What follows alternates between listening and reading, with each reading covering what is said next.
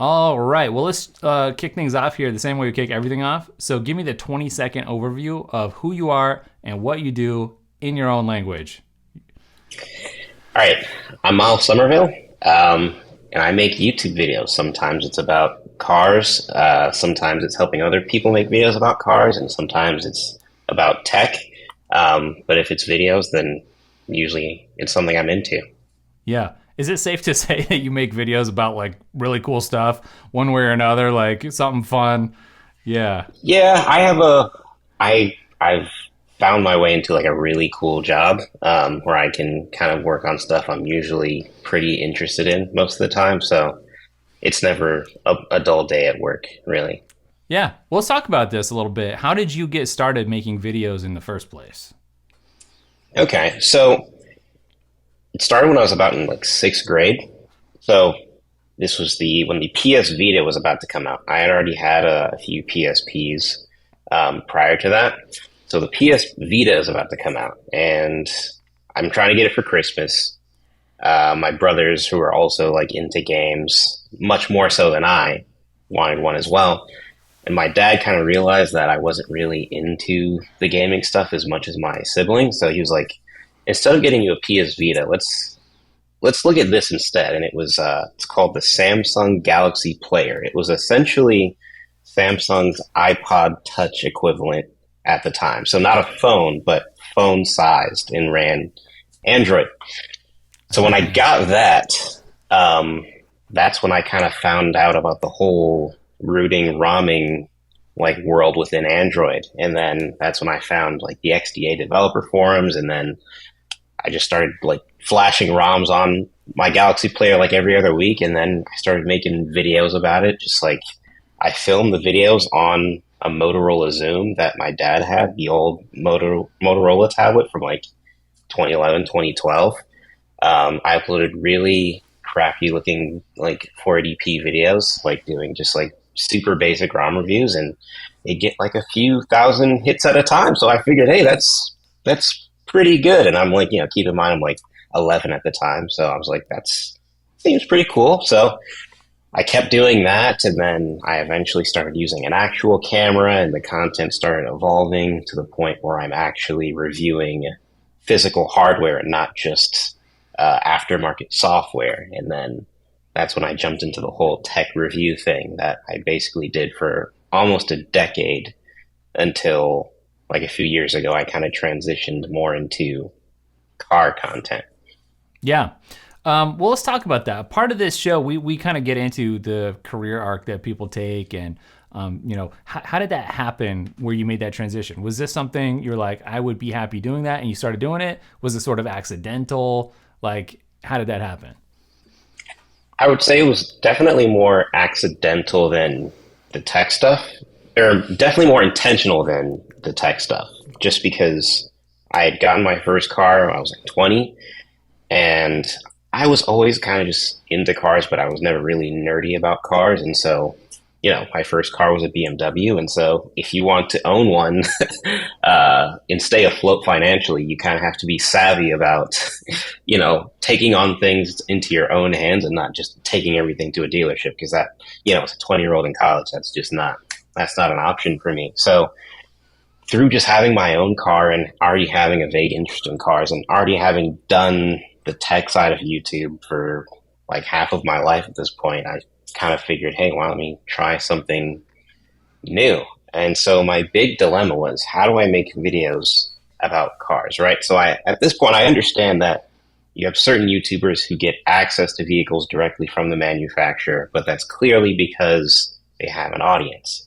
And so I have no audience for car content, but I want to make videos about cars. So how do I get the cars without the audience? And so my solution, and this is right around the time when YouTube Shorts started taking off, I just started posting shorts every single day about like recommendations for cars I would buy under a certain criteria. So like, here are the top 5 cars under $50,000 that can technically hit 200 miles an hour. Here are the top 5 like manual cars under $30,000, things like that, just a bunch of content like that. And it started snowballing to a point where I would just get recommendations for like new video ideas in the comment section of every video I'd post. Mm-hmm. And so I started doing that for about 4 months, and that got me to about like 50 or 60,000 subs in just a few months, purely with just shorts. That's ridiculous growth. That's really cool.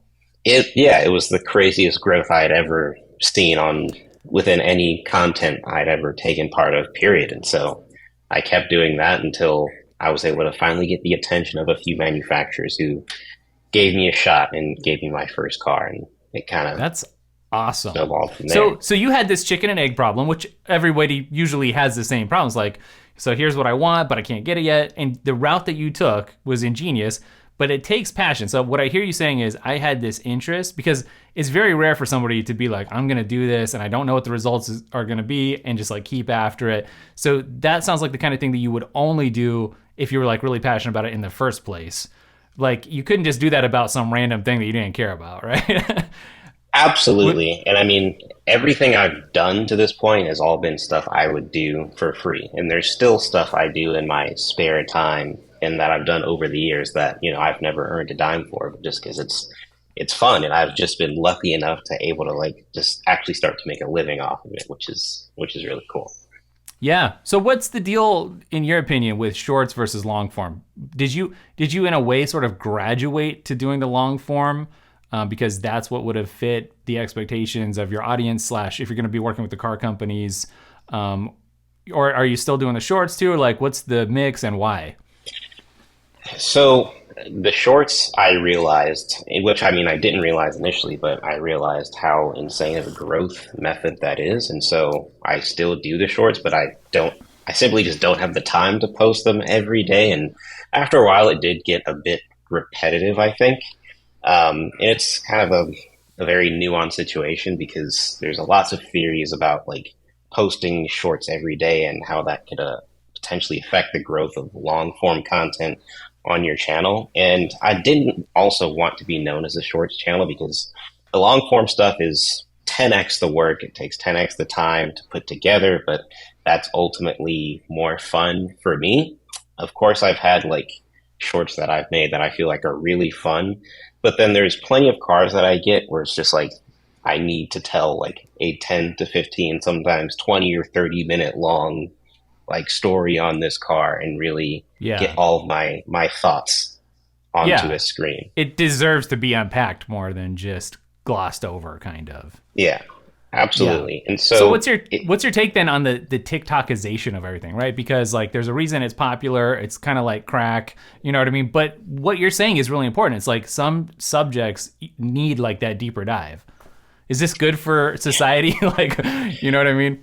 Yeah, I mean, I've learned over the past year or so that I definitely have a portion of my audience that's into shorts, and then I have a portion of my audience that's into the long form stuff, and then, somewhere in between there's a mix of both who will watch both the shorts and the long form. Generally speaking, I don't think, scrolling TikTok like first thing in the morning when you wake up, I don't think, which is a habit that I know a lot of people have, I don't think it's very healthy. And I think in general, a lot of short form content is not providing a lot of value. It's like visual junk food, but I do think there's a place for it. I just think it's up to creators to decide whether they want to make content in short form that's actually valuable for people or not. I mean, I feel like, some of my shorts were a little goofy and probably didn't provide a whole lot of value. But I feel like most of them, I try to give something where you can actually have some sort of takeaway and learn something new that might have some value. Yeah, it's funny. We had a dude on here a couple episodes ago. His name is Dakota Robertson, and he has some really good advice. I was like, what's your advice? Because he's big on Twitter, and he's like he's like a coach and stuff. And he's like, just give value. I know it sounds stupid, but it's like giving value is like being useful. And so you're like, well, I want to leave people with a takeaway. It's not just entertainment, but they need a takeaway.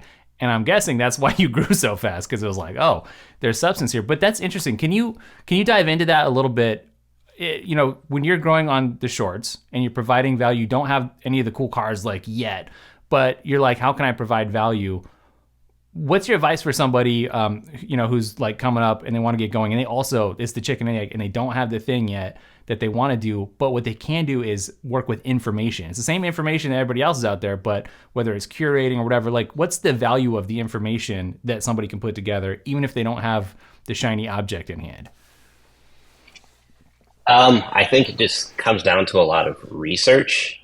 So when, obviously I don't have a lot of these cars in front of me when I was initially making these shorts and talking about them, but thankfully at the time I was like doing part-time video work for like a performance shop. So every week I'm getting to spend time with these guys who are, knee deep in like taking these cars apart, putting them back together, trying to make them better in all these kinds of different ways. Between a combination of that, research, like I started paying for an annual subscription of Consumer Reports just so I can get real world data from consumers as to how satisfied people are with certain vehicles. Things like that were kind of all the things I used to make sure my content was as accurate and valuable as Yeah. possible. I mean, the best thing about today is all the information we have access to. And so I'd say just take that information that is most certainly out there for whatever you want to know and put it together Yeah. in a way that you feel like is valuable to someone. Yeah, I think that's awesome. It's weird. My business partner ran this by me the other day, and I think he's right. He's like, everyone goes around and acts like they know everything because they have the internet. So it's like you could know anything. But since we're limited, like you can't actually know everything. So it's really valuable when somebody comes along and they're like, here, I did it all for you. Like your shorts sound kind of like, and that's like, there is value in that because somebody took the time and thought about it and put it all together in this nice package. You know, what do you think about that? Absolutely. I mean, I don't claim to be any smarter than anyone else on the internet for any particular subject.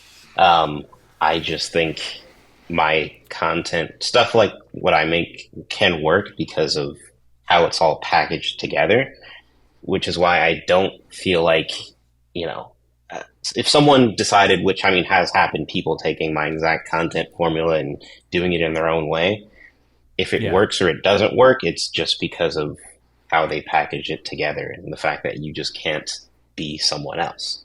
So, I Yeah. mean, No. I think just be yourself and try to provide as much value as possible. And, there's Yeah. always going to be someone who knows a little bit more than you for one specific subject matter. But as long as you Yeah. actually try to be informed, I feel like that's what's most important. Yeah.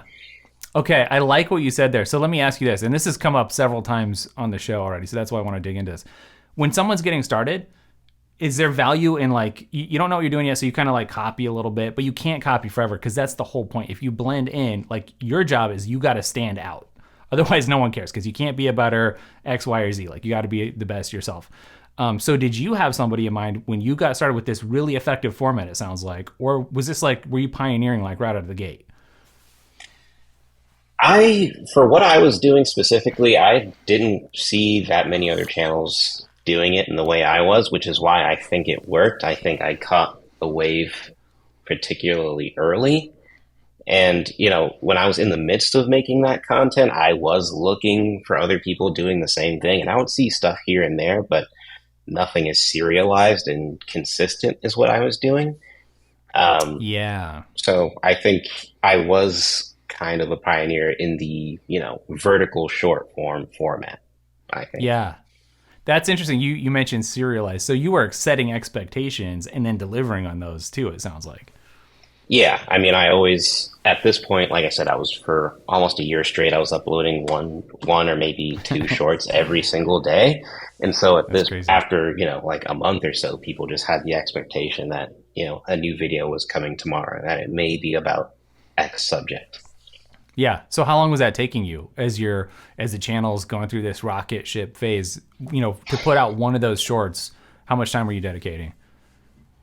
I mean, it depends. With a subject matter that I was a lot more familiar with, it was a lot quicker. But Hmm. with certain requests, like when someone would request, like, hey, can you do top five, best trucks for off-roading under 80 grand? Wasn't something I was the most knowledgeable about on the time. And so I would spend more time just researching and trying to figure out what that would look like.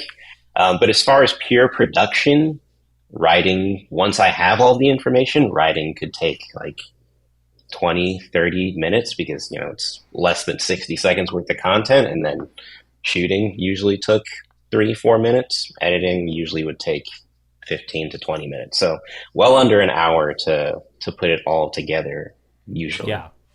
Which is still, if you had other stuff going on, like that's still a lot of dedication to put 2 hours aside, every day for that. So that's cool. Okay, so that's how you kind of got going.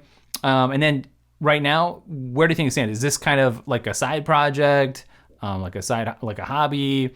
Like what's the full mix? I know you juggle a few different hats. Yeah, I mean, officially it is a side project, but I mean, I take it very seriously, and I'm trying to be as consistent as time allows for. So, I mean, within the world of YouTube, I consider it a full-time job that I kind of mix together with everything, but it's not like my primary breadwinner at this point. Yeah, which is cool because you managed to just steep yourself in this subject that you really like. And even before that, like you were working at the shop, so it's cool. So what does a typical day look like for you? Can you kind of describe, like what you're up to right now in terms of creativity, productivity? Yeah, so I mean, most of my week is spent here at the MKBHD studio. So usually I'll be here from like 10 to 4 or 5 p.m. helping shoot. And then on certain days of the week, I'm in here like much earlier than everyone else because we've got a gym across the hall. And then on days when I'm not at the gym, I'll usually be filming at one of my spots, working on a car video, and then heading to the studio, or maybe filming something after leaving the studio if I've still got daylight left. But that's usually a typical day. So just working on video stuff for the most part. I'll usually dedicate like 1 or 2 hours of the day to emails and stuff like that because that can pile up if you're not on top of Right. it. That's true. Yeah. So I heard the G word, and let's talk about that. We've had a lot of people. This is a common thread, I feel like, for high performance people. So you hit the gym before work, is that right? Yeah. Okay. Is that like daily? Is that like 3 times a week or? 3 times a week. And then I usually try to do at least something on one day of the weekend. Yeah. Okay. So is your mentality like it's just for health, or like you're trying to build up a certain physique? Or I know some people are like, I'm going to do something difficult in the beginning of the morning so that everything's easy after that. What's your take on it? And like, if you miss that, did you always do this? Like, is this a habit you formed over a long time? But if you miss it, how does that impact your day? It impacts it a lot because I'm a creature of habit and routine. That's kind of how I function and thrive, mentally speaking. And so, especially on days that I don't want to do it, I just know that I think the day will go much smoother in my head if I do just go to the gym and do it when I don't really want to. I don't have any particular physique goals per se, other than just to maintain Sure. necessarily. And so I do think it is the hardest part of the day for me just because it's the thing I want to do the least out of everything else I'm going to do during the day. Yeah. And so the day does go much smoother once I do have that done. But I do feel much better every time it is done.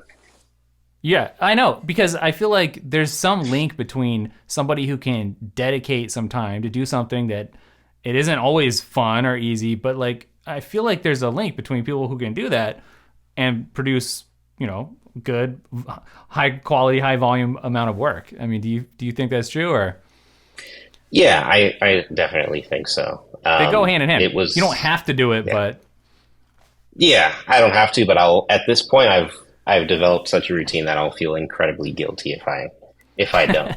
nice. Yeah. Guilt it. Yeah. All right. Well, so let's talk about the cars a little bit. I mean, like you got some access to some fun toys there. What's been the most enjoyable thing that you've gotten your hands on so far? Yeah, I get asked this a lot, and I always feel like it's a difficult question every single time. Um, I think the most enjoyable car I had to have driven this year was the Porsche GT4 RS. So it's Porsche's smaller two-door sports car, but race carified. So like high performance brakes, wheels, tires. It's got a wing on the back and like a high revving naturally aspirated engine, so it sounds like Formula One esque. I had that during like a spring vacation for a week, and yeah, it was pretty phenomenal. I think it's definitely one of my favorite cars I've ever driven for sure. I could name a handful of others, but Sure, sure. that was a highlight for this Yeah. year. I also just got back from it's an event every week called Monterey Car, or an event every year called Monterey Car Week that takes place in Monterey, California. And I had the new Lamborghini Revuelto up there, which is like, that was also incredibly fun. That was a good one. So those are probably my top 5 for the year. Nice. That's cool. Back in the day, I'm sure everyone's sick of hearing about this, but since it's related to what you're talking about, I went to, when I lived back in Colorado, there was a local Lamborghini dealer, and I was like, hey, I got a YouTube channel, want to check it out? Can we? And he's like, oh yeah, sure. So it was fun, like cruising around, which is funny because you do have access, if you're somebody who has like an audience, to things that you wouldn't even really, like, this isn't a car channel, but I had the access. You know what I mean? Like, have you had that experience where it's just like, you can kind of finagle your way into certain things? Or Oh, definitely. And I mean, I think with the dealership side of things, because usually like 99% of cars we're just getting directly from a manufacturer. With the dealership side of things, it's getting better because a lot of them are getting more savvy and having a better understanding of social media and marketing, and how giving some random guy with their YouTube channel a car, how that could benefit them in one way or another. But then you still have some, like we've actually been working on a project this past week where we're trying to get a car that no longer is available through the typical avenues. And so we're reaching out to dealerships, and you can tell some of them aren't quite understanding of like what we're trying to do. So it's still there, but it's getting better. Yeah, it's funny. So what's your take on electrics?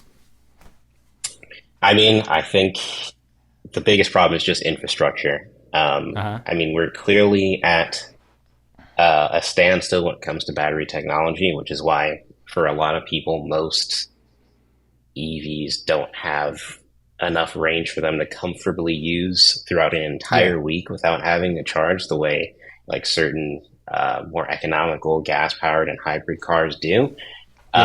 I think I don't drive an EV every day. My personal car is not an EV, and so I don't have to experience this as much. But every time I do have an EV for a week, it's usually a more inconvenient week than when I don't, just because, you show up to a charger and, all the chargers may be taken, and then you're in a line for like, Was this Tesla or non-Tesla? Non-Tesla for sure. Okay. Non-Tesla for sure. I mean, I'd say, one of my friends moved out here a few months ago, and he was looking to get a car, and he was thinking about an EV. And I said, if you're not going to get a Tesla, you probably just shouldn't get an EV, honestly. Yeah. It's not convenient at all. The first half of my week in California, I had a new Porsche, the Taycan EV, and in LA, the charging situation is just insane. It is crazy. Like everywhere you go, you're in line behind like 2 or 3 people, and people are showing up, and because there isn't a natural line to be formed, you're having people go from car to car saying, are you behind him? Is she going after you? Oh no, I'm after 2 people in front of him. And it's just a whole thing I'd rather That not is funny. Well, I wish that you had this conversation with me before I got one a while back, because I've had one and got rid of it already for the same reason that you're talking about. Not that it wasn't fun to drive. It was really fun to drive. But like when it was cold, like, boy, I couldn't like run the heat and stuff if I was going to make it home, so it wasn't quite ready yet, I feel like. But it was what really fun. What were you driving? It was an e-tron. E-tron. Okay. Yeah. And there was a lot that I liked about it, but also not. I think, now I'm not a car dude, right? So you correct me if I'm wrong, but doesn't the Audi platform and the Porsche platform share quite a bit of okay. It's all the same under the hood. Yeah. It's all the same. There was a lot of things that drove me nuts as a tech person, like the garage door opener. You would like hit it, and it'd be like 2 seconds later, then the garage would go up or down. Like, it's like so far behind. I feel like is that if you're driving around the Porsches, what do you think? Are they more with it or less or? I do think their tech could be better. I mean, the first time I got to really experience a Tesla outside of just sitting in one for like a few minutes was when we had the Cybertruck earlier this year. So I got to take that car home and like actually live with it for like 2 weeks plus and like really dig into the whole Tesla experience. It was really my first Tesla experience as a whole, and they really have set a new standard for software within EVs. There's a few things I don't like, but for the most part, it's leagues above everyone else. And so even if, Porsche software is just all right, it doesn't seem nearly as good as what Tesla Yeah. has on the market. So they've really set a standard that I think a lot of OEMs are still trying to catch up to. Yeah, because it's like they're good at making a traditional like car, the body, like the comfort, but then like the tech is like, it seemed to be pretty lagging, at least in that. So did you like the Cybertruck? I mean, what's your mini Cybertruck review?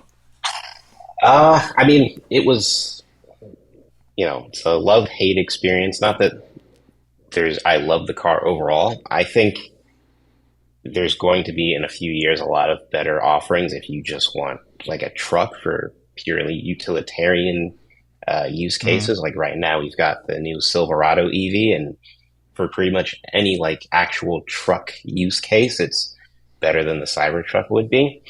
Yeah. But as a car, I think it's definitely an interesting experiment to just play with new materials, play with new designs, and I think is an iconic car. And I think there are certain Yeah. aspects like the Okay. the steering, the steer by wire, that's pretty cool. Yeah. But we're already starting to see long term that a lot of the tech in that car is not holding up.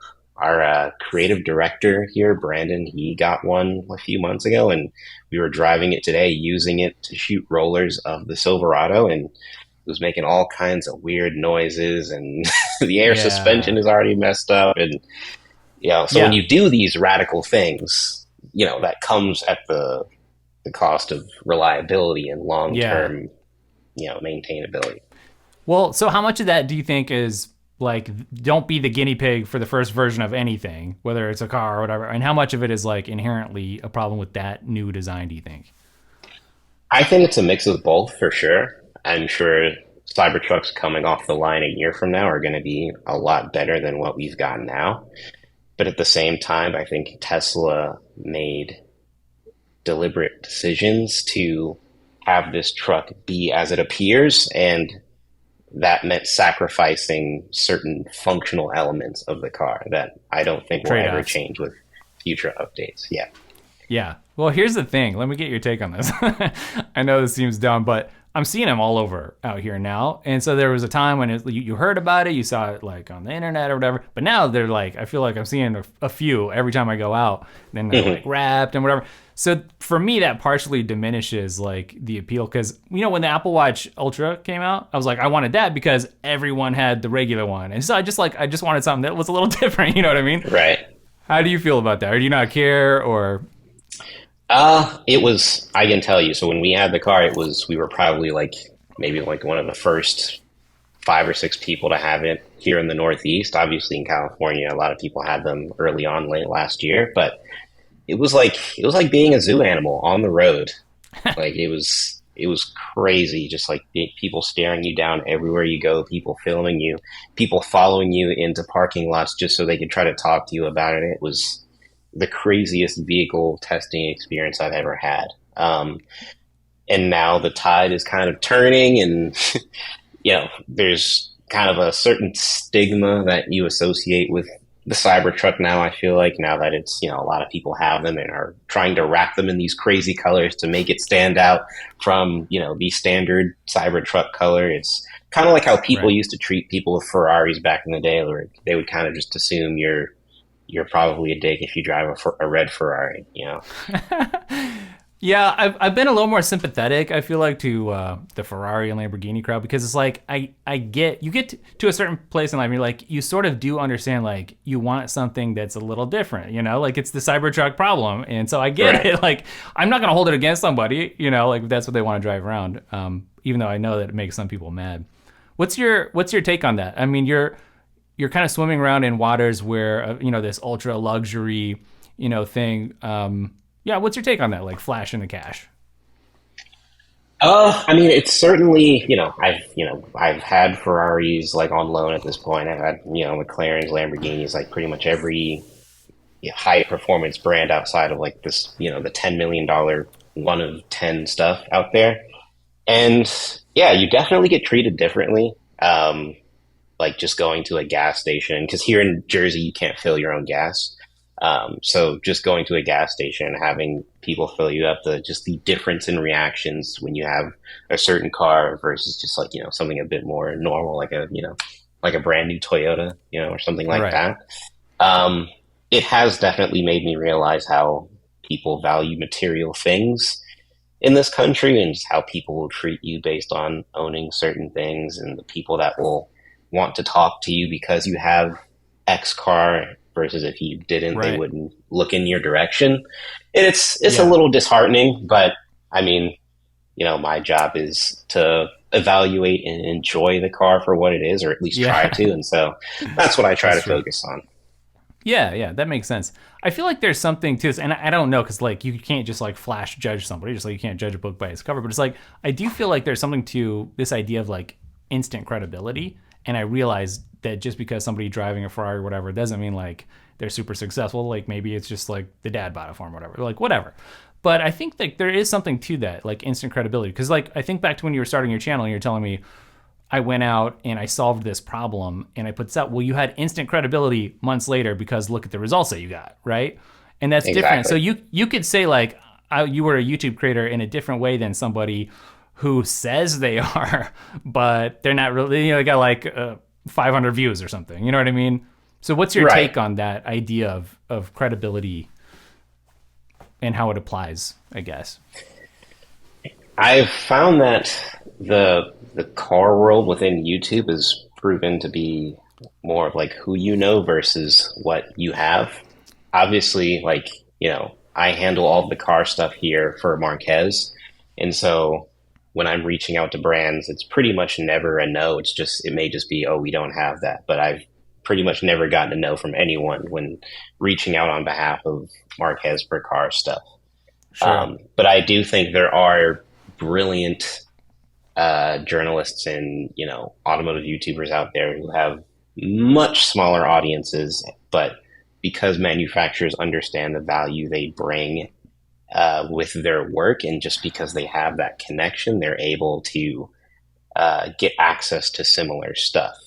And so I think it Yeah. definitely depends on the field you're in, but I found that the car scene is a lot more nuanced, but it makes it a lot easier to be seen as credible with just when you have the numbers backing you, or when trying to get access to stuff. A great Yeah. example is when we were trying to get a car for an April Fool's video that unfortunately fell apart, but this car was discontinued like some years ago in America, and so we had to go to a dealership.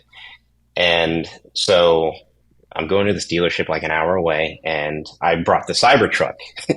And so the dealership has glass windows, right? And so as soon as I pull in, I see every single person in the dealership at their desk just like stand up and start walking towards the door. And because the vehicle was still new at the time. And so the truck Yeah. kind of gave me instant credibility because, if I have access to this car, that must mean that like I'm someone of some level of importance, right? Right.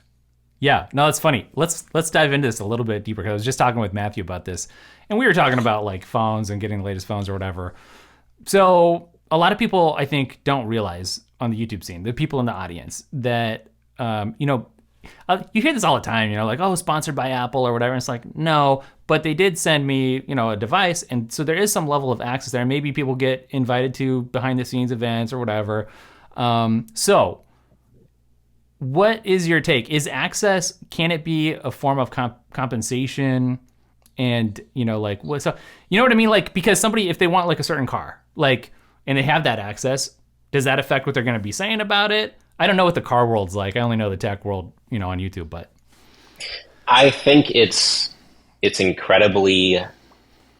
a incredibly fine line with the car stuff, just because I've done a few press junkets for mobile technology like phone launches and things like that, but it's pretty night and day as like when you're flown out by Samsung to do an event versus when you're flown out by Aston Martin to do like the launch of their new car, or like Right. even just like a company like General Motors. Like sometimes they'll have you in the craziest hotels you've ever been in your life. You're eating the best meals you've eaten all month, all year, at these Right. junkets, and then they put you in some crazy location with amazing roads, driving a car that may be just fine, but because Right. of everything surrounding that, Right. I feel like it's very easy to be influenced. And so I think a Yeah. lot of audience members sometimes catch on to that. And, Yeah. there's a handful of YouTubers on the internet who think that, Marquez is sponsored by Tesla because, he's Is that right? he has advocated for a lot of their products based on like his experience with them. And now because of that and the success of that content, Tesla usually makes sure he's like one of the first people to get hands on a new car. And so, yeah, a lot of people think he is sponsored by said company. And I Yeah. think there's a fine line. I'd say you're never going to please the audience when it comes to that whole thing of like trying to Yeah. disprove that you're paid off by a company. I think you just have Yeah. to try to be as genuine as possible. I agree because all the stuff you're talking about, like the hotels and location stuff, that doesn't end up in the video like that somebody creates. So like the audience doesn't really know, and like I've experienced that myself. When the channel was new, I didn't really realize someone was like, "Hey, come check out the watch," and it's at the men's volleyball or the women's volleyball tournament. Pay for the hotel and all that. I'm like, oh, like a dummy. I was like, okay, like that sounds good, And then later, as I started taking things professionally, I like I started to think more about what you're talking about. And I guess some of that just comes with experience. But yeah, I get it. Like, I don't know. Do you feel like people need to disclose that more or not really? I mean, yeah, people are I smart think people, also, right? yeah, I think people will catch on, and it's easy to pick apart certain details that can be like, hey, well, that's clearly not true. And I think, Yeah. your relationship with said company has had influence on your content. But I mean, outside of that, if you're not being paid by a brand, I don't think there's any need to disclose that, hey, this company put me in a nice hotel. They flow me out and stuff like that. Which is why, some people, like even Marquez, when we do product launches with cars or anything else, he doesn't take accommodations from any company. So Right. even though it would save him thousands of dollars and sometimes tens of thousands of dollars in many cases, he doesn't want to take the chance to have anyone call out him being, influenced or compensated by a company in any Yeah. way. And that's the way to do it. If you can do it, that's for Yeah. sure. Yeah. So tell me a little bit about like, do you have any hobbies outside of work? Like, what kind of other stuff you get into, and is that important, or are cars literally the hobby? And the reason I ask is because when I got into doing all the Apple stuff, that was like the hobby. Like I was into that, it was cool. And then as that became like the thing for 10 years, then you start kind of like, well, what else is out there? Like because that became the job. You know what I mean? Yeah, absolutely. Cars are my hobby, but I've made it a point this year to actually make it my hobby outside of content. I feel like since I started up until the past couple of months, everything I was doing was fun, but it was all content driven.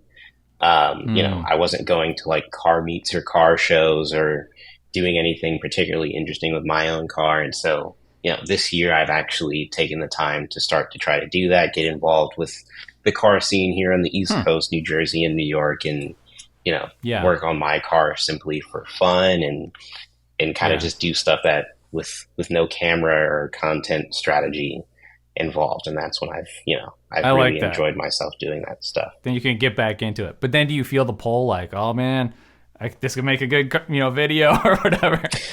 Yeah. And I already have, I'm trying to not make my car that I got a few months ago be like just a pure content machine, but then I'm already having my other automotive friends saying like, hey, I mean, people are digging the content you are putting out in your car. You should start like pumping out more like crazy. And I feel like that's how it starts. And, I kind of want some things to remain pure. Like, I play the drums. I've been playing the drums Do you? since I was like, Yeah, since I was about Nice. 9 years old.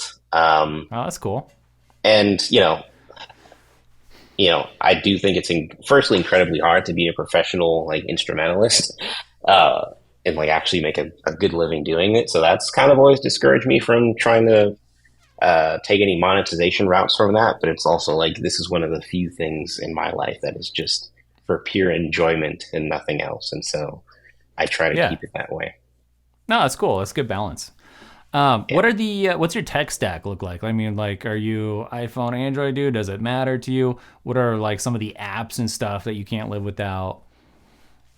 I've unfortunately become the most basic tech user in the past couple of years. Quite honestly, I wish I had something super interesting in that regard, but these days not so much just because, my tech has become purely utilitarian focused. So I Yeah. am the standard Pro Max iPhone, MacBook Pro, AirPods like Yeah. setup. I mean, we can dig into camera stuff, but as far as Yeah. post production stuff, it's as simple as it gets. Final Cut, Logic Pro. I use Notion Nice. for planning. Yeah. Pretty Do you simple. feel like some of that is because tech got a little bit boring? Like a phone just kind of is a phone and it's like, you know what I mean?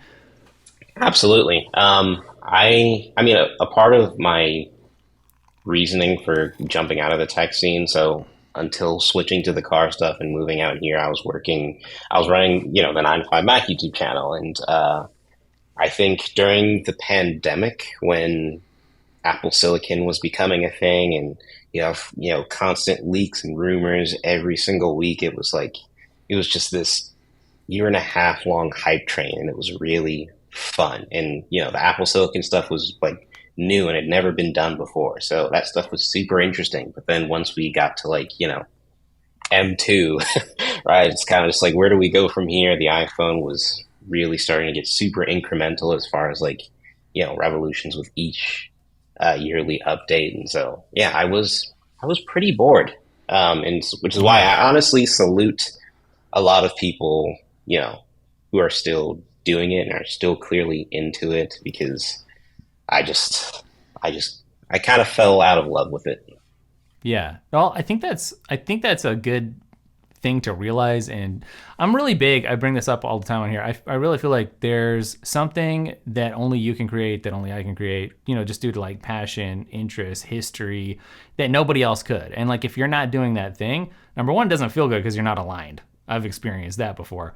But number two, like, it's not going to exist if you don't bring it to life. So, to be able to be like, yeah, this thing is paying the bills or whatever, but I'd really like to do this other thing. Like, it's important to realize what you're into, and I feel like to, like, even if it means like a drastic life change, like head in a new direction. So it's cool that you were able to pick up on that and you didn't just stick it out, because you had a little momentum there that was carrying you. Yeah, yeah. I think it was very clear to me when it was time to start something new.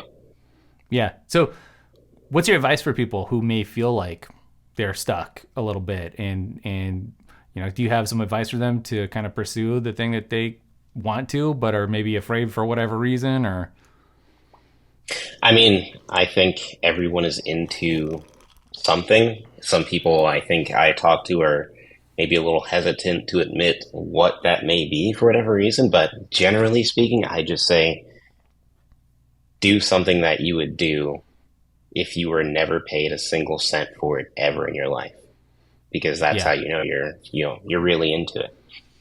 right. And in your case that really paid off. Do you think that will always pay off, more or less? Is it kind of like a general rule if you follow the passion? Uh, Or I mean, one can never say, I mean, there's many, I've had, many days over the years where I just think about what if all this YouTube content creation stuff disappears?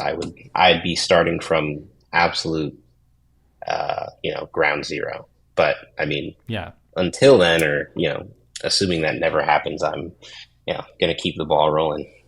Yeah, and I guess you never know if you don't try. And it's funny because I had that Yeah. exact thing happen when Daily Tech started. It was a blog for like 3 years, and then like Google updated their SEO stuff, and all the traffic dried up overnight. And it was like, oh crap! And then we started getting into video.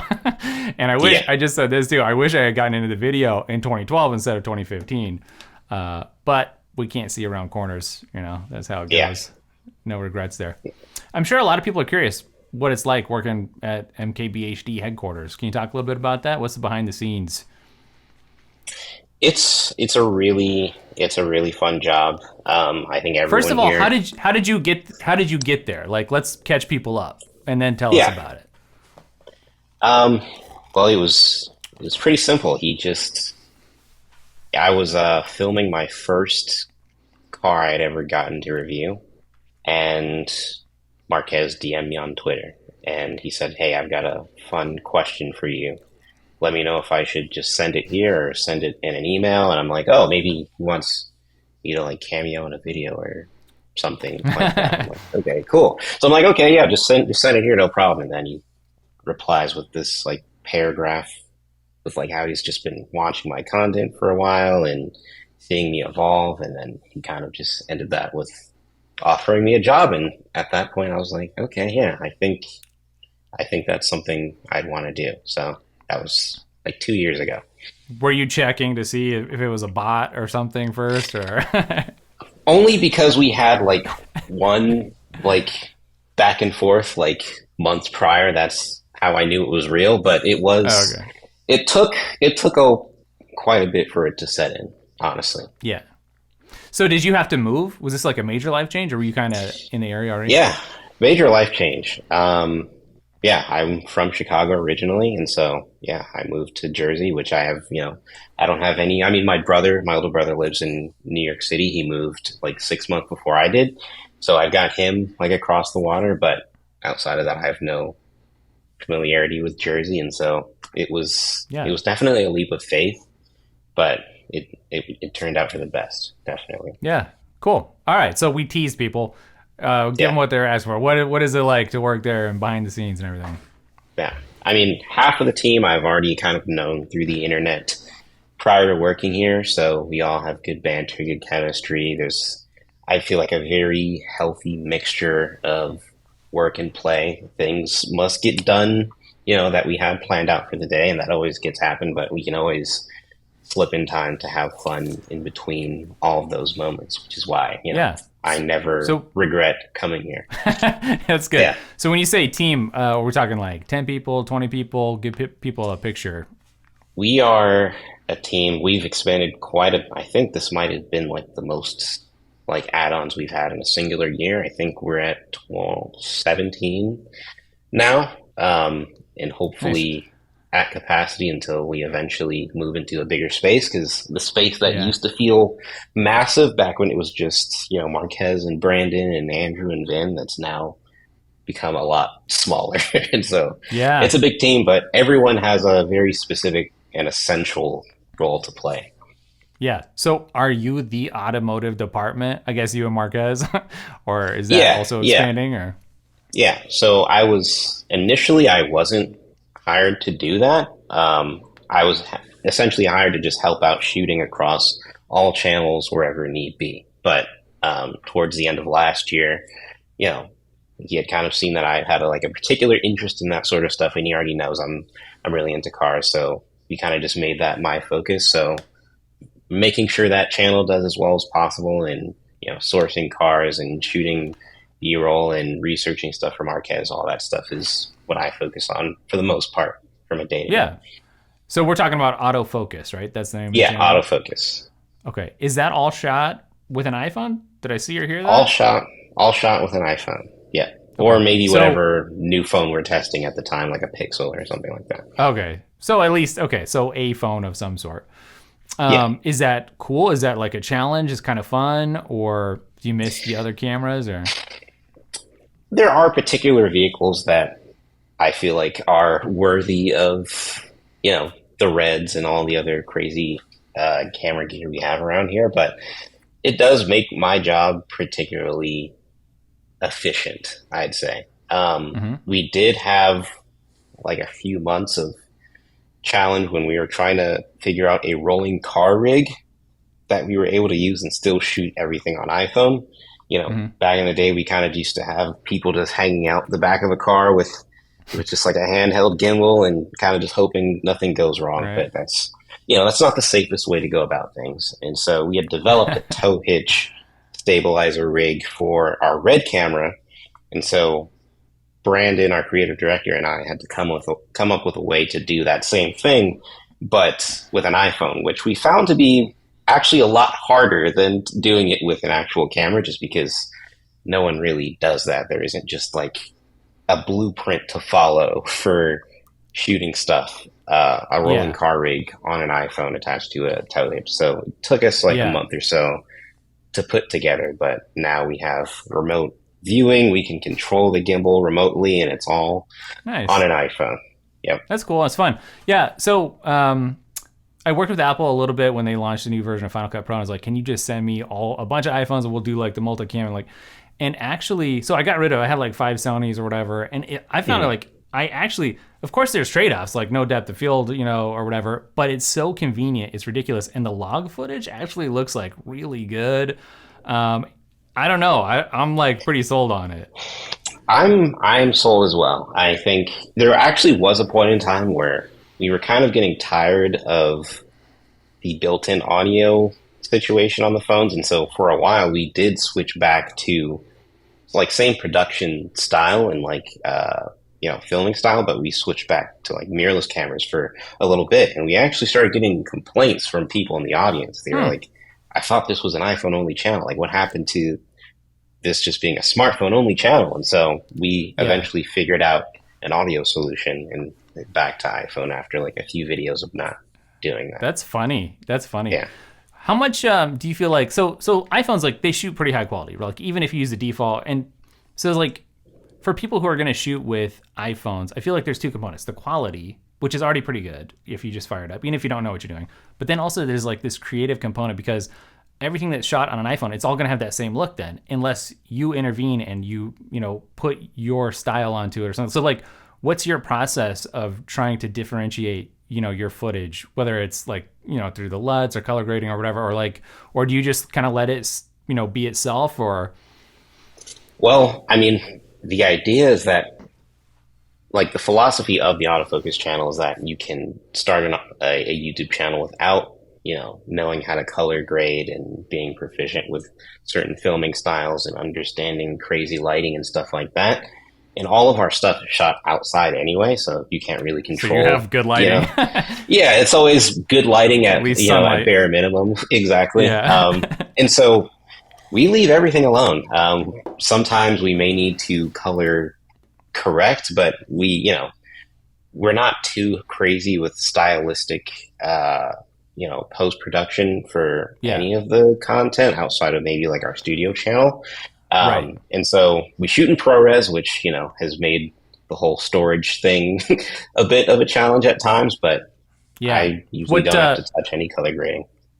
Okay. What is that makes sense. What's the storage setup? So like I'm shooting onto a bunch of LaCie drives that LaCie sent over like 2 terabytes. Would that be enough for autofocus, or do you need like a crazier rig? It's been enough for now.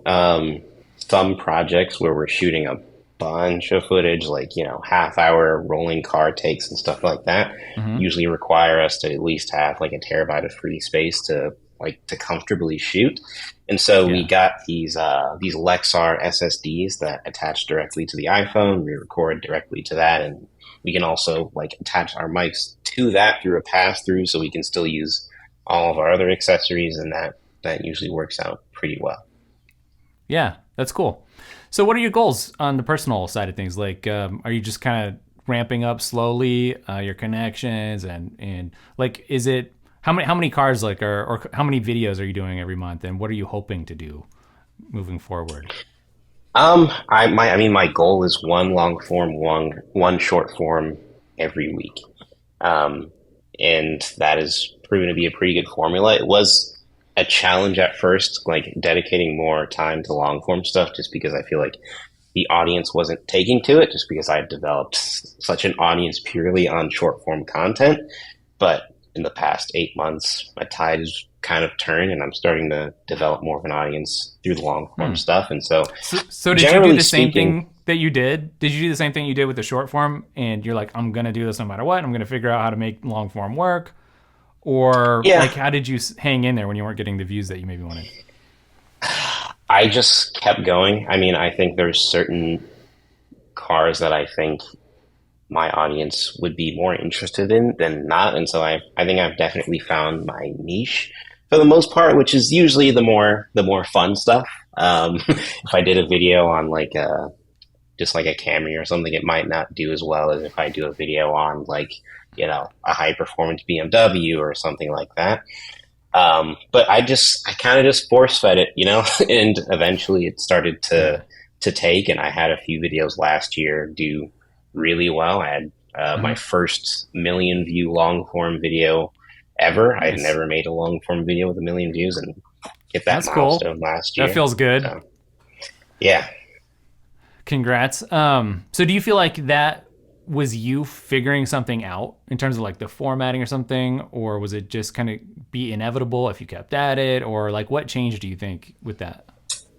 I think it was being more strategic. I mean, firstly, I think you know, already was proficient with just the idea of a review after doing so many tech videos, but reviewing a car is different and there are certain elements that you have to hit. And then over the months of doing it, I learned to be more prepared prior to hitting the record button and really honing in on what I have to say. But also, just like with anything on YouTube, packaging is so important. And so making sure you have that title and thumbnail combo that just makes sense. Like if the title of every video is just X car review, Hmm. then it's like I feel like you could only expect so much. But if you get a bit more creative with it and just think about something that would get you to click on a video and try to implement that strategy, I found that that's made it a Yeah, lot better.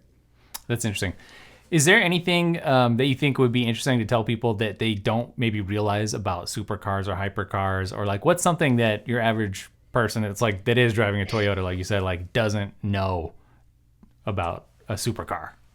Absolutely. I think it's in a lot of aspects it's overrated, and there's a reason why the people, at least most people who actually have these cars, don't drive them every day, just because there's so many aspects of like just the mental emotional process of dealing with one of these things, like just worrying about its condition, taking it out into the city, making sure you're not in a situation where you're going to be encountering a bunch of potholes or potentially scraping it because these cars are super low to the ground. Like there's Right. just certain places you just physically can't take these cars because of the way they're built and the way like they'll potentially be damaged if you take them to a certain place. And then there's like if you're taking it out into like a big city, there's the paranoia factor of like, oh, let me keep an eye on the car to make sure it's fine. There aren't people like Right. trying to sit on it or someone Yeah. stealing it and things like that. And so Yeah.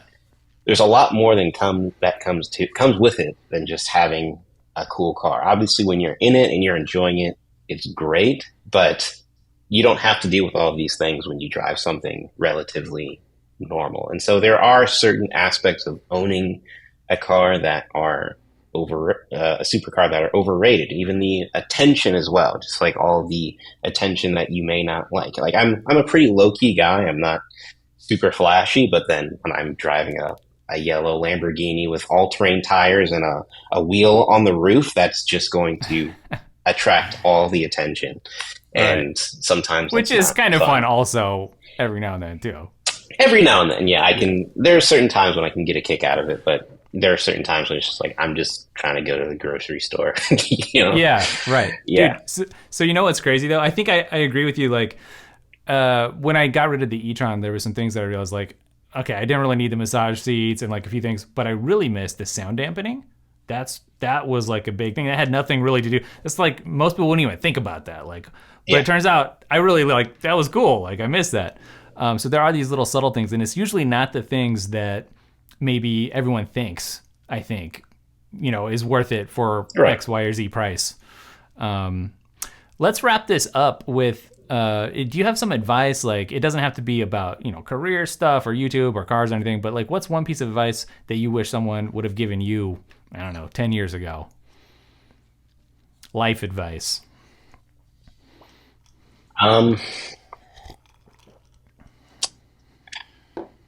I don't think, I had very supportive parents, but, there's only so much they understood about, the content space because this is all new stuff for them.